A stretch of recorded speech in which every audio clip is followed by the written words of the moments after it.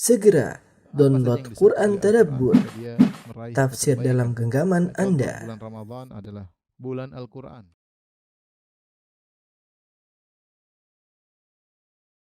Bismillahirrahmanirrahim. Assalamualaikum warahmatullahi wabarakatuh.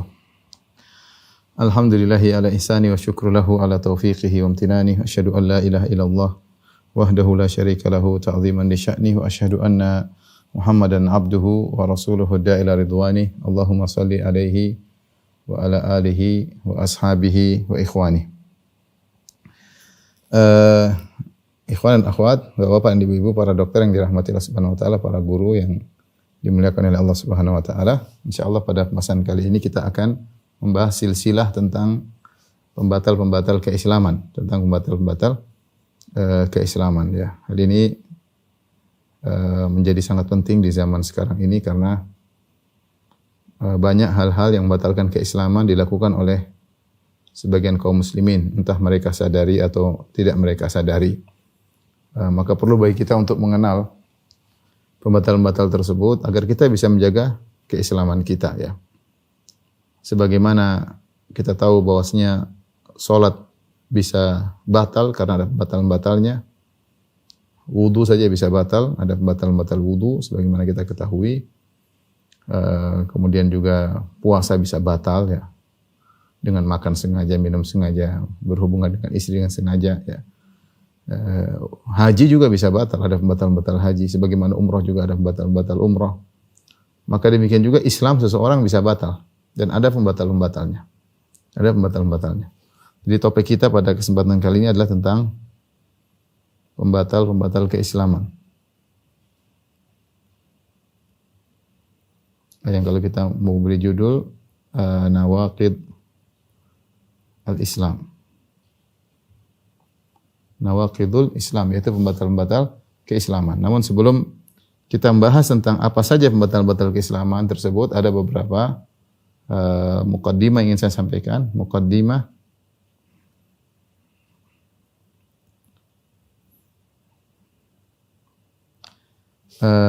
yang pertama, para dokter yang dirahmati Allah Subhanahu wa taala, bahwasanya masuk Islam itu caranya mudah ya. Cara masuk Islam mudah. Sangat mudah. Tidak ada ritual-ritual khusus ya, bahkan dimudahkan dengan sangat mudah. Tinggal mengucapkan syahadatain selesai. Tinggal mengucapkan syahadatain selesai. Ada 3 model orang yang kita ingin tahu bagaimana cara masuk Islam. 3 model orang.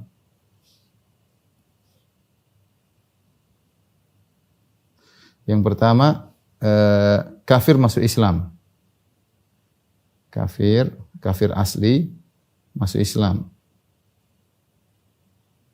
Ini yang pertama. Kemudian yang kedua, murtad taubat masuk Islam. Taubat Islam lagi. Islam kembali. Kemudian yang ketiga, ini yang kedua. Yang ketiga, anak kecil, anak yang lahir dari 2 orang tua muslim. 2 ortu muslim. Adapun cara masuk Islam ya, intinya dimudahkan ya. Untuk kafir masuk Islam maupun murtad yang taubat masuk Islam, dua-duanya jangan mengucapkan syahadatain. Syahadatain. Asyhadu alla ilaha illallah wa asyhadu anna Muhammadar Rasulullah. Orang terjerumus dalam kesyirikan tidak cukup dia mengatakan saya bertobat, tidak cukup. Dia harus mengucapkan kembali asyhadu alla ilaha illallah wa asyhadu anna Muhammadar Rasulullah, dan sebagian ulama mengatakan ini hukumnya ijma'. Ya, bahwasanya orang yang murtad ya, ketika dia bertobat dia tidak cukup mengatakan astaghfirullah atau atubu ilaik, aku bertobat kepada Engkau ya Allah, tidak cukup. Dia harus mengucapkan lagi asyhadu alla ilaha illallah asyhadu anna Muhammadar Rasulullah. Adapun anak yang lahir dari 2 orang tua muslim tidak perlu syahadatain. Tidak perlu. Ya, karena dia muslim ya. Dia muslim ya. Tidak perlu dia mengucapkan, kamu belum pernah dari kecil mengucapkan asyhadu an la ilaha illallah. Tidak perlu, dia jalankan, dia salat, dia sudah muslim. Kenapa? Karena kata Nabi sallallahu alaihi wasallam, kullu mauludin yuladu alal fitrah. Setiap anak dilahirkan di atas fitrah, di atas Islam. Fa abawahu yuwahidanihi, yuhawidanihi, au yunassiranihi, au yumajjisanihi. Maka ayah kedua orang tuanya yang yuhawidani ini yang menjadikan dia Yahudi, ya, atau menjadikan dia Nasrani, atau menjadikan dia Majusi. Berarti kalau seandainya kedua orang tuanya Islam, maka dia kembali kepada hukum asal, bahwasanya dia adalah seorang Muslim. Ini tidak perlu syahadatain, karena Nabi SAW bersabda, kullu mauludin yuladu alal fitrah. Setiap anak dilahirkan di atas Islam. Taib. Perhatikan, adapun cara masuk Islam, ya, sangat dimudahkan. Sangat dimudahkan.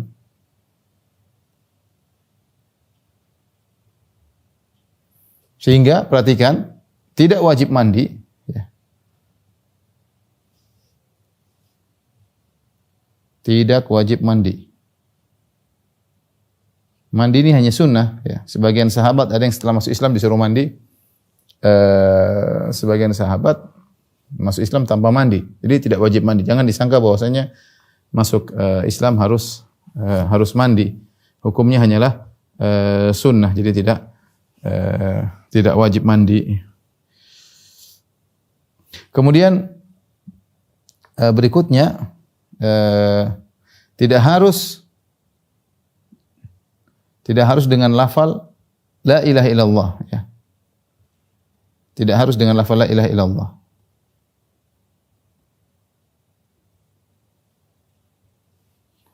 La ilaha illallah. Tidak ada Tuhan selain Allah. Seandainya dia menggunakan lafal dekat lafal yang lain tapi maknanya sama, maka diterima. Dan ini dijelaskan oleh para ulama boleh. Contoh, boleh misalnya, boleh dengan misalnya dia misalnya tidak pandai ngomong, dia ucapkan la ilaha, saya mengatakan la ilaha siwallah misalnya. Ini maknanya sama, tidak ada Tuhan selain Allah, siwallah. Misalnya la ilaha ma'adallah misalnya, la ilaha ma'adallah misalnya. Ini secara bahasa Arab maknanya sama, tidak ada Tuhan selain Allah. Maka ini cukup buat dia masuk Islam. Bahkan jika dia tidak tahu bahasa Arab, jika dia kesulitan atau tidak bisa bahasa Arab,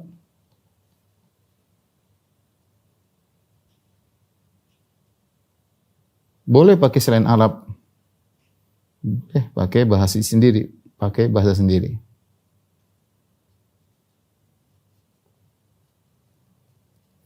Di antara hal yang menakjubkan, ya, tentang bagaimana sangat dimudahkan masuk Islam, bahkan sebagian ulama tegas dalam hal ini melarang penundaan masuk Islam.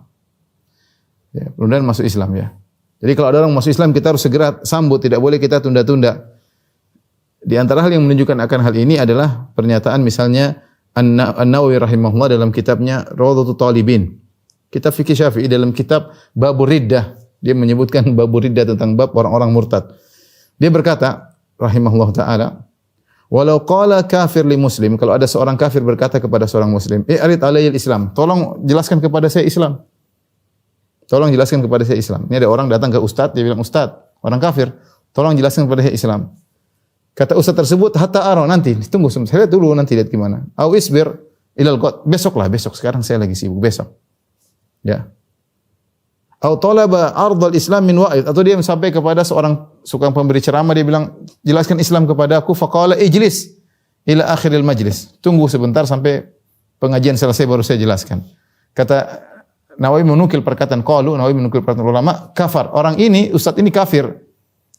Ustaz ini kafir. Kenapa? Karena dia ridho dengan orang ini murtad, orang ini kafir, ingin masuk Islam, dia biarkan orang ini dalam kekufuran, seakan-akan dia ridho dengan kekufuran. Ini maksud saya, ini pendapat sebagian ulama Syafi'iyah.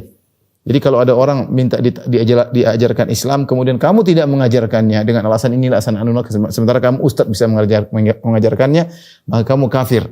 Kenapa? Karena berarti kamu ridho, dia berada di atas kekufuran, berarti kamu ridho dengan kekufuran.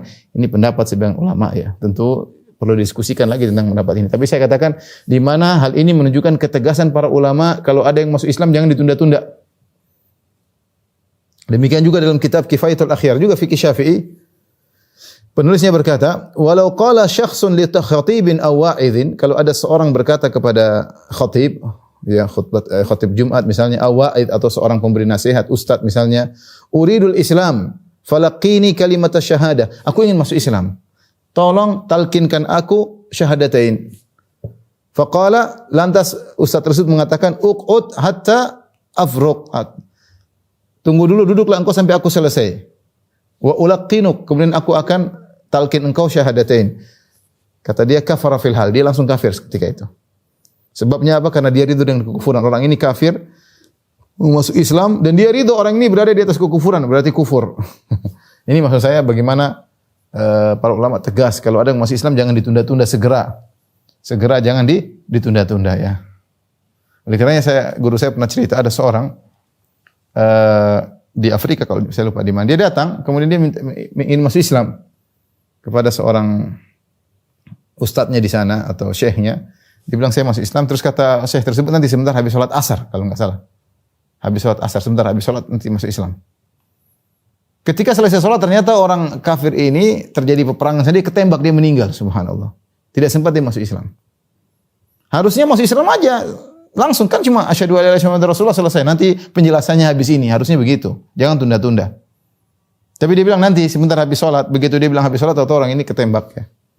Akhirnya meninggal dia dalam kondisi kufur. Mungkin di sisi Allah dia masuk Islam, tapi secara hukum duniawi dia masih kafir. Dia belum mengucapkan syahadatain. Maka tidak disolatkan, dia harus dimasukkan dikubur dalam kuburan orang-orang kafir, tidak di kuburan kaum muslimin. Repot ya. Jadi maksud saya seorang kalau masuk Islam segera. Ada orang kapan telepon saya mau masuk Islam. Saya bilang sekarang aja. Dia bilang enggak Ustaz, saya maunya besok. Saya bilang sekarang aja, enggak, dia maunya besok. Dia salah sendiri. Ya akhirnya besok dia alhamdulillah masih hidup, kemudian ketemu saya masuk Islam. Saya bilang sekarang aja, ngapain besok? Enggak Ustaz, saya mau besok. Dia mau videokan, dia mau ini, dia mau sebagai kenangan. Dan benar akhirnya dia mungkin bagi dia suatu yang sangat istimewa, kemudian menangis dan macam-macam. Saya bilang sekarang aja. Dia bilang enggak. Besok Ustaz. Ya sudah. Begitu datang langsung saya suruh syahadah, baru saya suruh mandi. Tapi intinya mau saya, kadang kejadian juga pernah ada seorang ustaz, ada wanita boleh masuk Islam. Waduh, saya bilang waduh, enggak ada yang wanita yang kenapa saya sama wanita? Ya, saya enggak bisa tunda, saya tahu fikih ini. Tidak bisa ditunda. Ini tidak belum pakai jilbab pun di depan saya. Sudah sini, mari. Ya, karena kalau saya tunda bisa jadi berubah pikiran, bahaya. Berubah pikiran atau tidak boleh menunda. Intinya kalau ada yang masuk Islam kita jangan tunda-tunda, kita langsung segera. Segera iya sini masuk Islam. Karena sebagian ulama tegas dalam hal ini, jangan menunda orang ingin masuk Islam. Intinya, ikhwan dan akhwat yang rahmatillah subhanahu wa ta'ala, masuk Islam sangatlah mudah. Kenapa ingin saya sampaikan ini? Masuk Islam sangat mudah, dan kalau orang sudah masuk Islam, maka di atas keyakinan dia masuk Islam. Nah, mengeluarkan orang dari Islam tidak mudah. Harus dengan yakin juga ya. Harus dengan yakin. Oleh karena Syekh Islam Taimiyah mengatakan, ma tsabata bil yakin, ya. Apa yang telah ditetapkan dengan keyakinan, maka tidak boleh dibatalkan kecuali dengan keyakinan pula. Sebagaimana dalam kaidah al-yakin la yazulu bisyak. Keyakinan tidak bisa dihilangkan dengan keraguan. Jadi kalau ada orang masuk Islam, dia mengucapkan syahadatain, jelas dia orang Islam, jelas tanpa keraguan dia sudah masuk Islam, sah Islamnya, dia sudah mengucapkan asyhadu alla ilaha illallah wa asyhadu anna muhammadar rasulullah, selesai. Untuk mengeluarkan dia dari Islam menuju kafir, kata Syekhul Islam, harus yakin juga. Kamu jangan mengkafirkan orang dengan keraguan. Jangan-jangan. Sebagaimana Syekh Syaukani rahimahullah dalam kitabnya As-Sailul Jarrar mengatakan, As-Sailul Jarrar, dia mengatakan bahwa seorang kalau ingin mengkafirkan seorang, dia harus punya dalil seterang matahari di langit. Harus benar-benar terang, benderang bahwa ini memang ini kekufuran. Tidak ada takwil, tidak ada kemungkinan, tidak ada ihtimal mungkin begini. Selama masih ada kemungkinan untuk tidak dikafirkan, jangan kafirkan. Karena dia masuk Islam dengan keyakinan, dan keyakinan tidak bisa dibatalkan dengan keraguan. Harus dengan yakin pula benar-benar dia kafir. Ya, benar-benar dia kafir. Ini perlu kita ketahui. Dari sini kita ketahui bahwasanya di antara kesalahan orang-orang yang terjerumus dalam pemikiran filsafat seperti sebagian kaum Asy'ariyah, mereka mengatakan, Asy'ariyah mengatakan,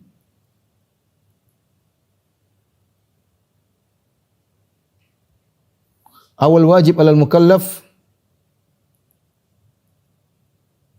an-nazar atau juz'un minan nazar atau iradatun nazar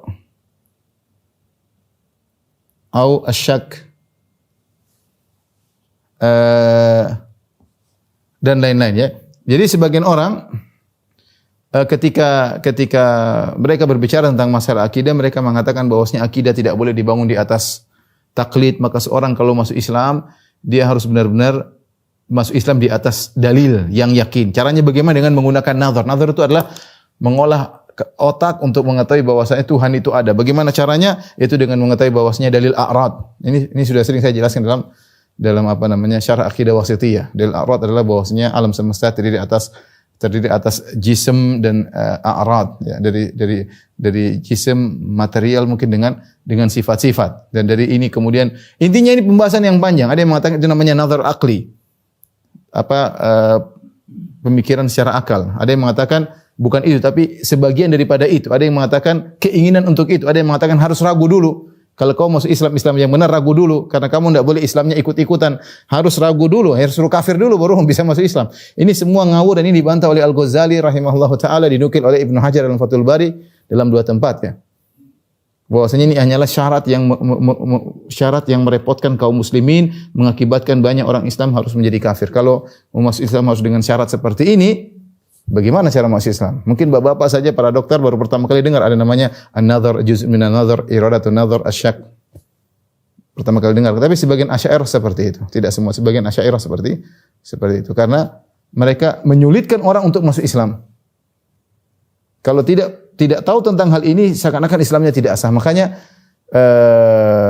Al-Ghazali membantah. Al-Ghazali dia juga dari kalangan Asy'ariyah, dia membantah, dia mengatakan bahwasanya ini adalah hanya mempersempit rahmat Allah Subhanahu wa taala, sehingga surga tidak dimasuki oleh kecuali syirzimatun qalilun, hanya sekelompok orang yang sedikit yang ngerti tentang masalah filsafat. Islam mudah, tidak perlu filsafat masuk Islam. Yang penting tahu yang berhak disembah hanyalah Allah semata, Muhammad utusan Allah, selesai masuk Islam. Selesai masuk Islam.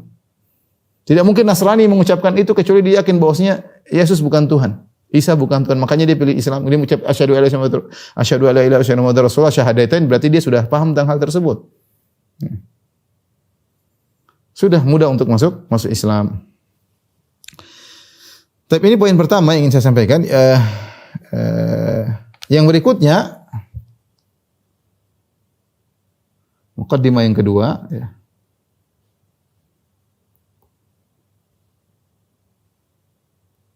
Kita lanjutkan di halaman berikutnya.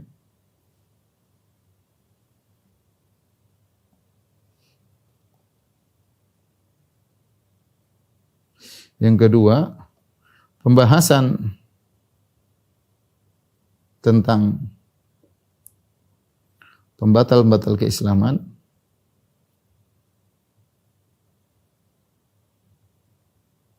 telah terdapat dalam buku-buku fikih.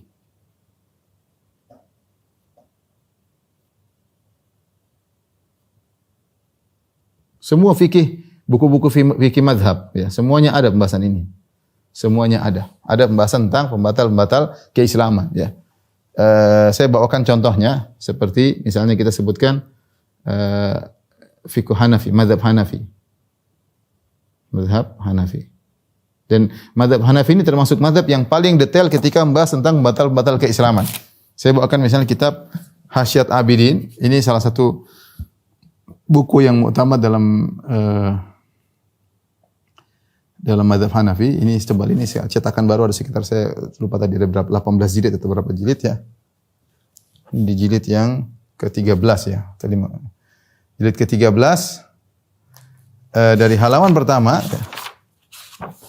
dia bahas dengan judulnya Bab al-Murtad ya. Dia sebut Bab al-Murtad. Bab al-Murtad. Bab tentang orang murtad. Bab orang murtad. Kemudian dia bahas macam-macam apa saja yang bisa menjadikan orang murtad. Sampai sekitar 120 halaman dia bahas. Ya. Apa saja yang menyebabkan orang bisa murtad. Syirik lah, apalah ya. Menghalalkan yang haram lah, macam-macam lah. Ini contoh mazhab Hanafi. Mazhab Maliki ya, misalnya Dalam kitab Mukhtasar Khalil atau dalam syarahnya misalnya Mawahibul Jalil ada kitab Babur Riddah ya. Babur Riddah. Babu Riddah sama. Kalau murtad orangnya, riddah itu perbuatannya. Babu Riddah ini dalam mazhab Maliki. Contohnya misalnya dalam mazhab Syafi'i. Dalam Raudhatul Talibin, dalam semua buku fikih ada. Tadi sebagaimana saya nukil perkataan Imam Nawawi dari Raudhatul Talibin dalam babul murtad ya. Contohnya dalam kitab ini Mughnil Muhtaj Syarbini ya. Dalam kitab namanya Kitabur Riddah, dia sebut Kitabur Riddah. Kitab tentang kemurtadan ya. Jadi dibahas sebab-sebabnya apa saja. Dia sebutkan sebab-sebab orang murtad itu apa saja ya. Seperti mengejek atau Islam atau apa kayak macam-macam disebutkan, mendustakan Rasul, syirik dan yang lainnya ya. Mazhab Hambali juga membahas tentang masalah ini, pembatal-pembatal keislaman. Saya ambil contoh misalnya buku Zadul Mustaqni, ya, Zadul Mustaqni. Ini buku yang muktamad dalam mazhab Hambali yang disyarah di antaranya oleh Syekh Utsaimin rahimahullahu taala dalam sebuah bab namanya bab Hukmul Murtad. Hukmil Murtad. Bab Hukmil Murtad. Bab tentang hukum orang yang murtad. Ya. Bab tentang hukum orang yang murtad. Dan ini sebab-sebab kemurtadan ini banyak ya. Sebab-sebabnya banyak. Puluhan. Sebab-sebab keluar dari Islam.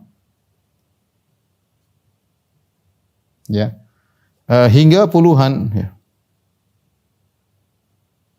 Puluhan sebab. Tentu kita tidak akan bahas semuanya, tapi kita akan berusaha meringkas dari beberapa hal yang perlu kita ketahui. Tapi saya ingin sampaikan bahwasanya sebab-sebab kemurtadan itu sangatlah banyak ya. Ya. Tetapi sebab-sebab ini bisa kita simpulkan,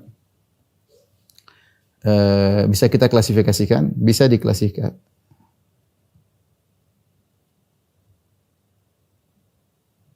Klasifikasikan menjadi karena keyakinan i'tiqad yang keliru,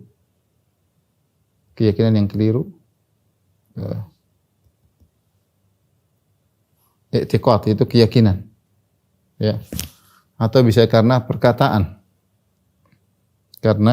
perkataan contohnya misalnya mengejek agama, mengejek Nabi sallallahu alaihi wasallam misalnya. Di antara juga misalnya karena perbuatan fi'il, al-fi'lu. Contohnya misalnya menyembelih kepada jin. Menyembelih untuk jin ya. Macam-macam ya, kesyirikan akan kita jelas misalnya. Contoh juga karena meninggalkan, karena tark, karena meninggalkan at-tark. Jadi ini pendapat sebagian ulama. Contoh menurut pendapat sebagian ulama meninggalkan salat sama sekali. Meninggalkan salat secara total, tidak salat sama sekali. Tidak salat sama sekali. Dan juga karena keraguan. Ini sebenarnya kembali kepada etika, tapi sebagian ulama menyendirikan karena keraguan. Ya. Akan disebut dalam buku-buku fikih tersebut ragu tentang kekufuran, ragu dia mukmin atau tidak. Ini sebab-sebab kalau kita sebab-sebab kekufuran tersebut batal keislaman bisa kita klasifikasikan menjadi 5 tadi ya. 1 2 3 4 5. Taib para dokter yang rahmatillah subhanahu wa ta'ala, ini muqaddimah yang kedua. Muqaddimah yang ketiga,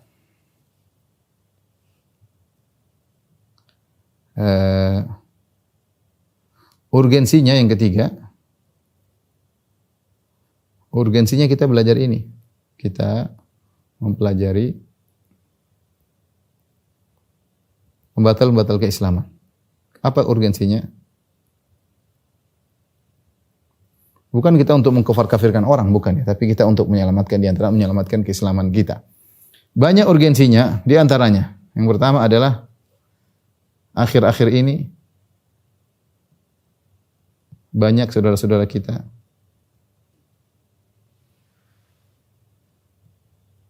yang terjerumus dalam pembatal tersebut. Dalam salah satu dari pembatal-pembatal tersebut. Salah satu pembatal-pembatal tersebut. Kita mau sebut apa? Percaya sama dukun membatalkan. Percaya sama dukun membatalkan keislaman. Menyembelih kepada selain Allah membatalkan keislaman. Mengejek Islam membatalkan, mempermainkan ayat-ayat Allah membatalkan keislaman. Banyaklah kalau kita mau sebut satu persatu, tapi insya Allah kita akan detailkan, menganggap semua agama benar, bahwasanya semua agama mengatakan pada surga, membatal keislaman. Banyak hal, tapi nanti dijelaskan secara detail dengan dalil-dalilnya. Saya ingin menyampaikan bahwasanya akhir-akhir ini banyak orang terjerumus dalam pembatal-pembatal keislaman. Mudah-mudahan mereka tidak tahu, mudah-mudahan mereka tidak ngerti, mudah-mudahan mereka dapat uzur. Tapi kita lihat bahwasanya bisa jadi mereka dapat uzur, bisa jadi mereka tidak dapat uzur. Ini membuat kita harus mengenal apa sih pembatal-pembatal keislaman. Ya, perhatikan. Agar kita terhindar, agar kita tidak terjerumus dalam pembatal-pembatal tersebut. Pembatal-pembatal ini adalah dosa paling besar. Pembatal adalah dosa terbesar. Kenapa terbesar? Karena kalau seorang terjerumus dalam pembatal keislaman, berarti dia kafir. Kalau dia kafir, berarti dia kekal dalam neraka. Tidak mungkin selamat. Mengerikan. Dia terjerumus dalam dosa besar yang dia kemudian tidak ada ampuni selama-lamanya, masuk neraka selama-lamanya. Nah, kita harus mengenal ini. Kita masuk, alhamdulillah kita semua Islam. Nah, kita mengenal pembatal-pembatal. Sebagai seorang wudu, dia harus tahu. Kalau dia sudah berwudu, dia harus tahu mana pembatal-pembatal wudu agar dia tidak batal wudunya. Araftu syarra la li syarri walakin li tawaqqihi. Man lam ya'rif syarra min al-khair yaqa fihi. Sebagaimana perkataan seorang penyair, aku mengenal keburukan bukan untuk mengerjakannya, tetapi aku mengenal keburukan untuk aku tinggalkan. Siapa yang tidak mengenal keburukan, hanya mengenal kebaikan saja, dia tidak tahu jenis-jenis keburukan, dia akan terjerumus dalam keburukan tersebut. Nah, kita ini belajar pembatal keislaman untuk menyelamatkan diri kita sendiri agar kita tidak terjerumus. Karena siapa yang terjerumus dalam pembatal keislaman, dia telah terjerumus dosa terbesar. Karena berarti Islamnya batal dan dia kafir dan dia murtad dan dia kekal dalam neraka selama-lamanya. Ya. Di dunia mungkin dia bersenang-senang, tapi di neraka kekal, mengerikan. Ya. Kemudian di antara urgensinya kenapa kita belajar ini, munculnya sikap yang menyimpang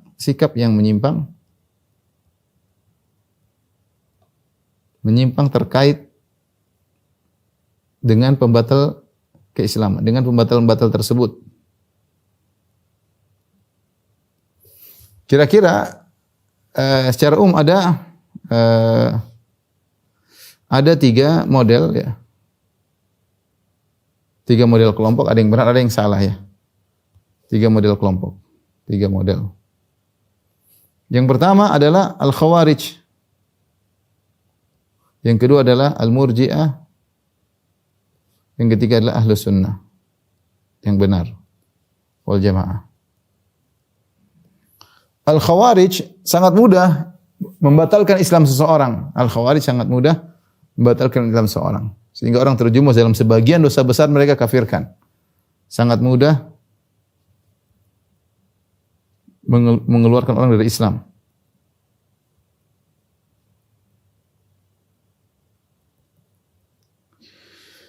Oleh karenanya mereka dahulu mengkafirkan, mereka mengkafirkan para sahabat.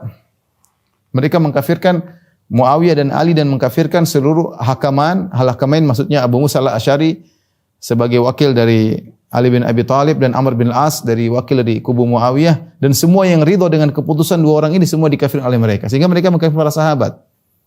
Ya. Mengerikan, sahabat dikafir bagi kita ya. Sekarang muncul seperti tokoh ISIS. Ya, ISIS sekarang mudah sekali mengkafirkan orang muslim ya. Mudah mengkafirkan, atau orang-orang yang mudah sekali ngebom sana sini ya. Mereka berangkat dari pemahaman yang mirip-mirip dengan Khawarij yang mudah mengkafirkan kaum muslimin dan kemudian menerapkan konsekuensi dari pengkafiran, mereka bunuh. Mereka bunuh. Bahkan mereka tidak ragu-ragu untuk ngebom di masjid, dalam masjid. Karena mereka anggap orang dalam masjid kafir semua. Ya. Ini terjadi di mana-mana, terjadi di sini, terjadi di Arab Saudi ya. Sampai sempat terjadi di Arab Saudi. Mereka menganggap bahwasanya penguasa kafir, mereka menganggap bahwasanya tentara-tentara kafir sehingga terjadi bom dalam suatu masjid ya. Subhanallah, di situ padahal ada halaqah tahfidz, mereka tidak peduli, mereka bom. Menurut mereka kafir. Mudah sekali mengkafirkan. Ya, mudah sekali mengkafirkan. Orang muncul takfiri zaman sekarang sangat mudah. Dan banyak di antara mereka yang bodoh-bodoh, tidak ngerti. Ya. Mereka berdalil perkataan Ibnu Taimiyah lah. Subhanallah, Ibnu Taimiyah orang paling jauh dari pengkafiran. Ibnu Taimiyah berdialog dengan ru'us ahlul bidah, berdialog dengan pemimpin ahlul bidah, dan dia tidak mengkafirkan. Padahal kita pemimpin ahlul bidah, mereka paham agama, mereka paham dalil. Itu pun Ibnu Taimiyah tidak mengkafirkan. Dia hanya menjelaskan, dia mengatakan, bahkan dia pernah berdialog dengan ahlul wahdatil wujud. Dia mengatakan, kalau saya seperti kalian, saya kafir. Tapi kalian tidak, kalian ada syubhat. Kalau saya mengucapkan perkataan kalian, saya kafir, kata Ibnu Taimiyah. Ahlul wahdatil wujud itu menganggap Allah bersatu dengan makhluk. Allah bersatu alam semesta. Ini kekufuran. Tapi apakah orang yang memiliki keyakinan tersebut otomatis kafir, itu lain cerita. Nanti ada pembahasannya. Tidak semua orang terjumus dalam kekafiran, kemudian dia otomatis kafir. Saya ulangi, tidak semua orang terjumus dalam kekafiran, otomatis apa? Kafir. Ya, tidak semua orang terjerumus dalam kesyirikan otomatis musyrik. Tidak semua orang terjerumus dalam perbuatan yang dilaknat lantas otomatis terlaknat. Contoh ya sederhana. Rasulullah SAW melaknat khamar dari 10 sisi. Allah melaknat khamar, peminumnya, pemerah asiruha, mu'tasiruha, yang memerah anggur menjadi khamar, yang menyuruh memerah menjadi anggur, hamiluha yang mengantarkan birnya, saqiha yang menuangkan, yang minumnya, semuanya dilaknat. 10 model manusia dilaknat oleh Allah gara-gara khamar. Kemudian ada seorang di zaman Nabi sallallahu alaihi wasallam didatangkan didera, kenapa dia minum khamar? Kemudian selesai. Kemudian ditangkap lagi minum khamar, didera lagi. Sampai datang berulang-ulang sampai ada sahabat lain mengatakan Allah melaknatnya, laknat Allah kepada engkau. Rasulullah tegur, la tal'anhu kata Nabi. Jangan kau laknat dia. Fa innahu yuhibbullah wa rasulah. Sungguh dia cinta kepada Rasulnya. Artinya apa? Ini orang sudah melakukan hal-hal yang membuat dia terlaknat. Tapi dia tidak secara praktek boleh dilaknat secara praktis.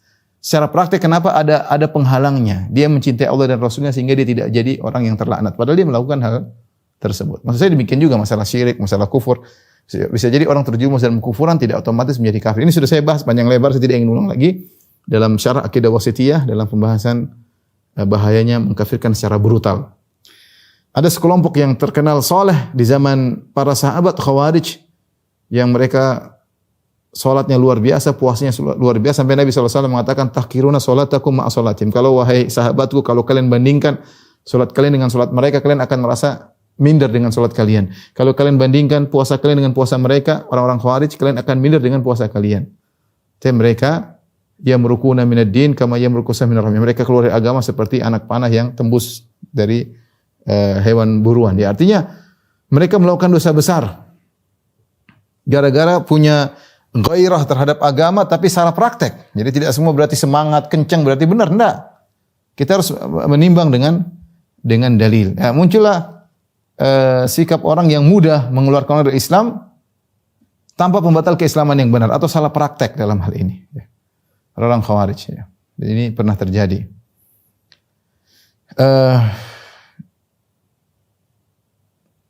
Kemudian sebaliknya Al-Murji'ah, Murji'ah malah sebaliknya, dia mengatakan iman hanyalah, Murji'ah ini kelompok yang tidak mau mengkafirkan, kelompok yang sebaliknya tidak mau mengkafirkan.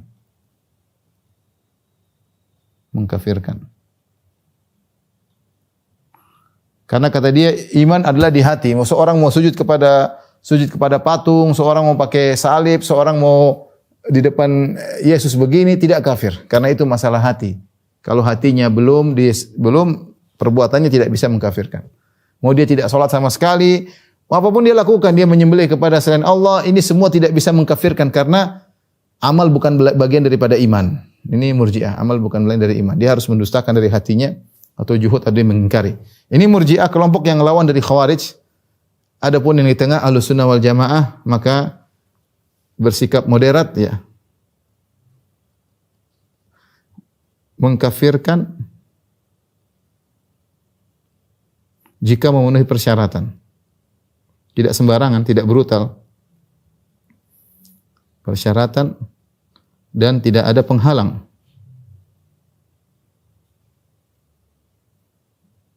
Jika tawaffarat fihi syurut wa antafatil mawani', penghalang. Penghalang misalnya dia ternyata dia enggak tahu, jahil, dia enggak tahu, dia takwil, dipaksa ikrah, banyak hal yang membuat dia akhirnya tidak bisa dikafirkan, ya, tidak bisa dikafirkan. Kemudian di antara urgensinya kita belajar tentang batal-batal keislaman,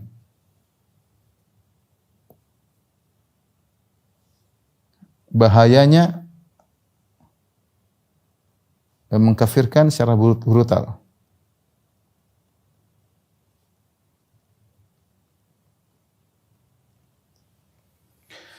Dosa besar, seorang yang mengkafirkan secara brutal dosa besar. Sebagai contoh, kita punya kelompok di Indonesia namanya Islam Jamaah. Ini contoh sederhana. Mudah mengkafirkan orang, tidak dalam kelompoknya dikafirkan.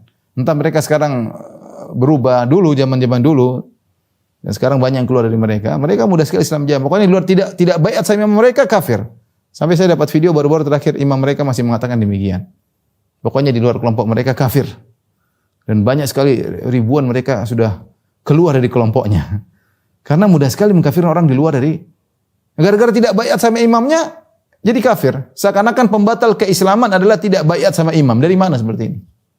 Ini ngawur, tidak ngerti tentang pembatal keislaman. Seakan-akan syarat Islam adalah berbaiat kepada imamnya. Oh, imamnya mana pun kita tidak tahu. Mau baiat gimana caranya, imamnya kita nggak ada yang tahu. Terus yang imamnya yang tidak kita ketahui ini merupakan syarat keislaman. Gimana? Apa enggak bahlul seperti itu? Kasihan mereka. Ya, kasihan. Saya dengar jumlah mereka ratusan ribu. Kasihan. Ya, kejahilan. Dibodoh-bodohin sama imam mereka. Ya, kasihan mereka. Demi Allah kasihan ya. Mereka tidak tahu bahwasanya mengkafirkan itu dosa besar kalau salah mengkafirkan. Dosa besar. Kalau kita bilang orang kafir berarti apa? Berarti dia vonis dalam neraka jahanam selama-lamanya. Mengerikan. Di antara dalil tentang bahayanya mengkafirkan, ya, seperti sabda Nabi SAW, "Man qala li akhihi ya kafir faqad ba'a biha ahaduhuma." Barang siapa yang berkata kepada saudaranya, "Hei si kafir," maka akan kembali kepada salah satu dari keduanya. In kana kama qala wa illa raja alaihi. Kalau ternyata dia mengatakan wahai kafir, ternyata benar, enggak ada masalah. Tapi kalau tidak benar, kembali kepada dia. Faqad ba'a bi ahaduhuma. Kata Nabi akan kembali kepada salah satunya. Ini berbahaya. Menunjukkan dosa besar. Anda nuduh orang kafir kalau enggak benar bisa kembali kepada Anda, dosa besar. Ini orang Islam Jamaah mudah mengkafir orang di luarnya, bahaya. Ya. Contoh lagi dalam satu hadis Rasulullah SAW bercerita tentang dua orang bersahabat dari Bani Israel. Yang satu rajin beribadah, yang satu rajin maksiat. Dua orang temanan. Satu rajin ibadah, satu rajin maksiat. Maka yang rajin ibadah selalu menegur kepada yang rajin maksiat. Dia mengatakan, "Ya hadza aqsir, berhentilah engkau dari maksiatmu." Temannya tidak peduli, maksiat terus. Ketemu lagi, ya hadza aqsir, berhentilah engkau dari maksiatmu. Dia tidak peduli. Sampai suatu hari dia melihat saudaranya melakukan dosa yang lebih besar tidak biasanya, maka dia tegur, dia marah, dia bilang, "Hei, berhenti dari maksiat yang kau lakukan." Dan ini bernahi mungkar, bagus. Rupanya temannya ini jengkel ditegur terus, dia mengatakan, "Da'ni wa rabbi, ngapain kau campuri urusanku? Tinggalkan aku dengan Tuhanku. Abu ifta alayya raqiba, apa kau diutus oleh Tuhan untuk ngawasi aku melulu?" Dia paling ngawasi aku. Biarin urusan dengan Tuhanku. Ucapan orang ini juga salah, tukang maksiat ini. Karena bernahi mungkar itu harus dikerjakan. Jangan bilang ini privasiku, kau enggak privasi, kau kelihatan di depanku kau bermaksiat kok. Kalau di depanku bermaksiat saya tegur. Kalau kau bermaksiat dalam rumah lain cerita. Saya tidak berhak untuk menegurmu, tapi kalau di depan jalan, di depan saya tegur. Tapi karena dia saking jengkel ditegur terus, dia mengatakan, "Da'ni wa rabbi." Biarkan aku dengan Tuhanku. Kenapa yang ngurus-ngurus aku? Abu Isa alayya raqiba, apa kau diutus kepada aku untuk Allah mengutus untuk mengawasiku? Ketika disinggung begitu oleh pelaku maksiat terhadap ahli ibadah ini, Abu Isa alayya raqiba, apakah Allah utus engkau untuk mengawasiku? Dia pun marah ahli ibadah ini. Dia mengatakan, "Lan yaghfirallahu lak." Allah tidak akan mengampunimu.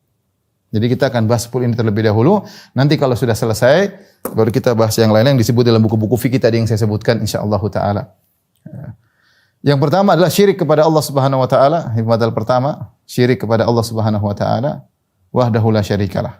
Ini syirik. Apa saja syirik-syirik akan kita bahas insyaallah pertemuan depan. Yang kedua, man ja'ala baina wa baina Allahi wasa'id yad'uuhum wa yas'aluhum asy-syafa'ah wa yatawakkal 'alaihim kafara ijma'an. Siapa yang menjadikan antara dia dengan Allah perantara-perantara berupa wali-wali yang dia berdoa kepada mereka, ya berdoa kepada ya wali fulan, ya wali fulan, atau minta syafaat kepada mereka, sudah mati beri syafaat kepadaku, atau bertawakal hatinya kepada wali-wali ini, maka ini syirik, maka ini kufur, pembatal Islam yang kedua. Insyaallah akan ada pembahasannya. Yang ketiga, pembatal keislaman, man lam yukaffirul musyrikin, yang tidak mengkafir orang musyrikin. Kalau bilang Nasrani kafir enggak? Oh, enggak tahu ya. Kayaknya enggak, orang Nasrani enggak kafir, masuk surga juga. Kalau masuk surga berarti enggak kafir. Yahudi masuk surga juga, berarti enggak kafir dong. Atau kafir tapi masuk surga, enggak nyambung loh, kontradiksi. Kafir masuk surga enggak mungkin. Enggak, oh, mereka masuk surga juga, ini berarti tidak kafir. Au syakka fi kufrihim, atau ragu tentang kufuran mereka. Ya Yahudi ya belum tentu kafir. Cuma caranya kita berbeda. Ini contoh, ini atau mengatakan agama mereka juga benar seperti kita. Sama-sama surga. Ini banyak sekali terutama zaman sekarang. Hati-hati. Ya, mudah-mudahan yang mengucapkan tidak ngerti, ya, perlu dikasih tahu. Tapi sangat rawan kali ini. Maklum minad-din bid-darurah. Akan kita bahas insyaallah pada saatnya. Ini contoh pembatal keislaman yang tersebar di zaman kita, ya. Terutama sejak munculnya orang liberal, banyak orang memahami seperti semua agama benar, bahwasanya surga bukan cuma satu, kamar-kamarnya banyak, kamar Islam, kamar Nasrani, kamar Yahudi, kamar Buddha, kamar Hindu, mungkin ada kamar Konghucu, ada juga mungkin kamar ateis mungkin ya. Baik, berikutnya yang keempat, man i'taqada anna ghayra hadi Nabi sallallahu alaihi wasallam akmalu min hadihi, yaitu di antara pembatal keislaman orang yang meyakini bahwasanya petunjuk Nabi, bahwasanya ada orang lain selain Nabi, petunjuknya lebih sempurna dari petunjuk Nabi. Ajarannya lebih sempurna dari ajaran Nabi. Au anna hukma ghairihi ahsanu min hukmihi, atau hukum yang merupakan produk orang tersebut lebih afdal, lebih baik daripada hukum yang merupakan hadis Nabi sallallahu alaihi wasallam. Kalladzina yufaddiluna hukmat tawaghit ala hukmihi fahuwa kafir. Seperti orang yang mengatakan hukum-hukum tagut lebih afdal daripada hukum Allah atau lebih afdal daripada hukum Nabi sallallahu alaihi wasallam. Ini juga kafir. Karena dia menganggapnya Nabi kalah dengan mereka-mereka ini. Kemudian yang kelima, man abghadha syai'an mimma ja'a bihi Rasul walau amila bihi kafar. Seorang yang benci dengan ajaran Nabi, benci meskipun dia mengerjakannya. Dia benci dengan salat. Apa itu salat? Tapi dia ngerjain. Apa itu salat? Apa itu ini, apa itu puasa misalnya. Dia benci meskipun dia puasa. Ini juga kafir. Dia benci dengan syariat Islam. Yang keenam, man istahza'a bi syai'in min dinillahi aw thawabihi aw iqabihi kafar. Seorang yang mengejek agama Allah atau ngejek pahala. Oh, pahalanya gitu. Oh, pahala kayak apa itu misalnya? Atau ngejek hukumnya. Dihukum gini. Apa itu hukum gitu ngejek? Kufur. Ya. Yang ketujuh, as-sihru. Ini juga bagian dari sihir tapi disendirikan karena banyaknya sihir. As-sihru. Wa minhu sarfu wal atfu. Ya, sihir juga merupakan pembatal kekufuran, pembatal keislaman. Siapa yang mengerjakan dia kafir, siapa yang ridho juga kafir. Yang kedelapan, mudhaharatul musyrikin wa muawanatul muslimin, yaitu menolong kaum musyrikin untuk menghancurkan kaum muslimin. Sama, dia dukung. Ada negara kafir menyerang negara Islam dan dia dukung untuk menghancurkan negara Islam. Ini juga kufur. Yang kesembilan, man i'taqada anna ba'dhan nasi yas'ahul khuruju an syariati Muhammad sallallahu alaihi wasallam kama wasi'al Khadir khuruju an syariati Musa fa huwa kafir. Siapa yang meyakini bahwasanya sebagian orang boleh keluar dari syariat Nabi Muhammad, sudah sampai hakikat, boleh enggak mengamalkan. Sebagaimana Khadir boleh keluar dari syariat Musa. Enggak apa-apa, enggak salat kita sudah enggak perlu. Kita punya jalan sendiri sampai kepada Allah, ngapain ikut jalan Muhammad? Kita punya jalan sendiri. Ya, berarti kau bukan umat Muhammad dong, berarti kau bukan orang Islam, selesai. Yang terakhir, al-i'rad an dinillah la yata'allamu wa la ya'malu bihi. Berpaling, tidak mau belajar Islam sama sekali. Enggak suka, enggak mau. Belajar Islam enggak mau, dengar Islam enggak mau sama sekali. Pokoknya saya biasa-biasa saja, enggak mau. Ini juga sama. Ini 10, tentunya butuh penjelasan panjang lebar masing-masing poin. Insyaallah kita bahas sebagaimana saya katakan, kita bahas 10 ini dulu. Nanti ada saatnya kita bahas yang lebih daripada ini dari buku-buku fikih kalau ada kesempatan. Wallahu a'lam bishawab. Demikian saja. Semoga bermanfaat. Wabillahi taufiq wal hidayah. Assalamualaikum warahmatullahi wabarakatuh.